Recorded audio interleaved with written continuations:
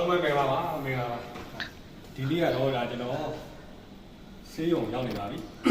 မနက်ပိုင်းကျရင်ဒါကျွန်တော်တို့ဒါမနက်ပိုင်းဟောဒါကျွန်တော်တို့ရဲ့ဒါစိတ်လုံးလေးကိုဒါဝေးပွားတော့မှာဖြစ်ပါတယ်အဲကျွန်တော်တို့ဒါဒီဟာအခန်းလေးတွေနဲ့ဒါကျွန်တော်မိတ်ဆက်ပေးပါမယ်နှစ်ပေါက်ရှိတယ်ပေါ့နော်သူနှစ်ပေါက်တိုက်တဲ့ပေါက်ကောင်မလို့ရပါတယ်စတာအဲ့ဒါအဲ့လိုမိသားစုတွေတော့လာမယ်ဆိုလို့ရှိရင်တော့လာလို့ရပါတယ်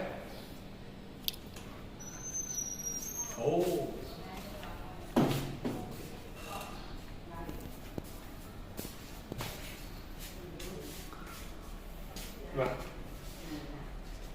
มาဒီချိုးခဲ့တာဘာညာပေါ့ဟုတ်လား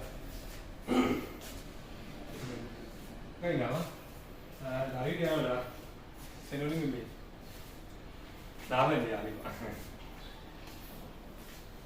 စားမစားကြဘူးလေ ငါဘာညာကဲဒါတော့ကျွန်တော်ရမယ်နေရာပေါ့နော်ကင်းစင်လိုလေးမေးလို့ရတယ်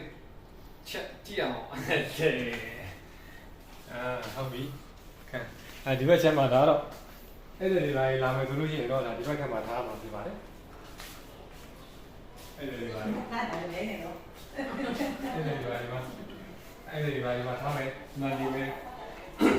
အမျိုးတွေလာမှာအမျိုးတွေလာမယ်ဒီမှာနေမယ်ဒီမှာအဲ့ခံမယ်ဟိုဘက်ချမ်းကြတော့ဒါကျွန်တော်တို့ဒါစင်လုံးလေးမေနေမှာဖြစ်ပါတယ်ဒီဘက်ချမ်းမှာကြတော့ဒါအဲ့ကျွတ်တယ်စားတော့နေဖြစ်ပါတယ်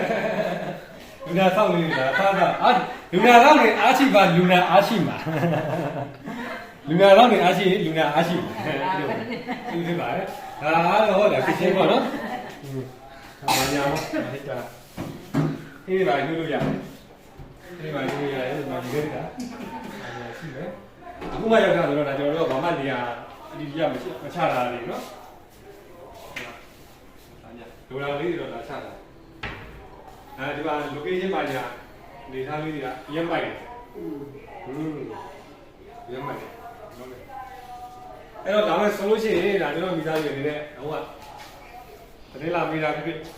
ခဏလာကြည့်တာပြလာလို့ရပါတယ်အားလုံးကျေးဇူးများတင်ပါတယ်